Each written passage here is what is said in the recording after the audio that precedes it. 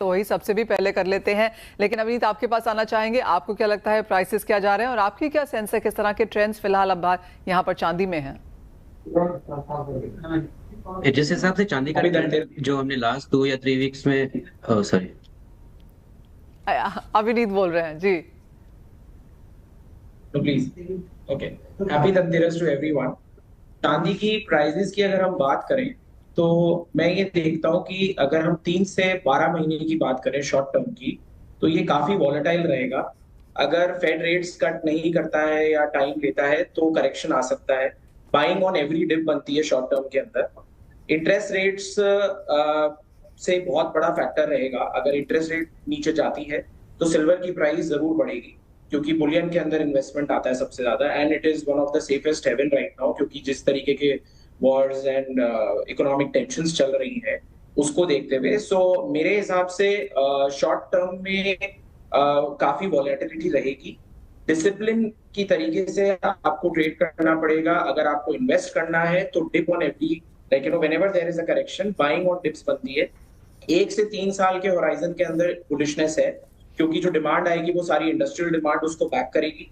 क्योंकि आज जैसे सोलर पैनल्स की हम बात करें, उसके सेल्स में मैक्सिमम यूज होती है। ईवीज की बात करें, चार्जिंग स्टेशंस की बात करें, एआई इंफ्रास्ट्रक्चर की बात करें, तो मेजर हमारा जो ड्राइविंग फोर्स है सिल्वर डिमांड जो आ रही है वो वहां से आ रही है। Packing, jewellery, bars, coins is another part of it, but majority जो शॉर्ट सप्लाई हो रहा है, अगर हम डेफिसिट देखें तो उसी की वजह से हो रहा है। ऑलमोस्ट 650 मिलियन आउंसेस का हमारा 21 से 24 का डेफिसिट है, फिजिकल डेफिसिट, जिसकी वजह से हमारी स्पॉट बढ़ गई एंड फ्यूचर केस में इस बार नीचे हुआ है। एंड वो जो डिफरेंस है उसको बैकवर्डेशन कहते हैं, जो एक अपने आप में बहुत रेयर है। बट एंड लॉन्ग रन में अगर हम बात करेंगे तो 100% बुलिशनेस है। आप इसको खरीदिए, इन्वेस्ट करिए, रखिए, आपका बहुत अच्छा आपको रिटर्न मिलेगा इसके अंदर, बिकॉज बहुत सारी चीजें हैं सिल्वर को लेकर के जो जगह पे यूज हो रहा है। तो just not jewellery, just not bars, just not coins, but because of the industrial demand, that backing is there, that sustainability will come and people can rely on it because there will be a regular demand from this sector, because this is a very growing sector.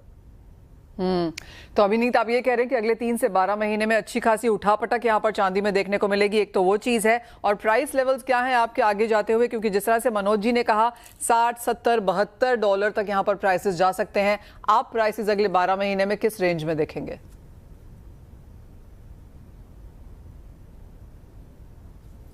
मैं price की बात करूं तो मैं उनसे agree करता हूं। $60 to $70 तक जा सकता है वॉलेटिलिटी में। नीचे में $33 का अगर हम बात करें तो अगर वो ब्रेक होता है तो it can go down till 25-24 also, but 33 पे बहुत रेजिस्टेंस है, बिटवीन 31 to 33।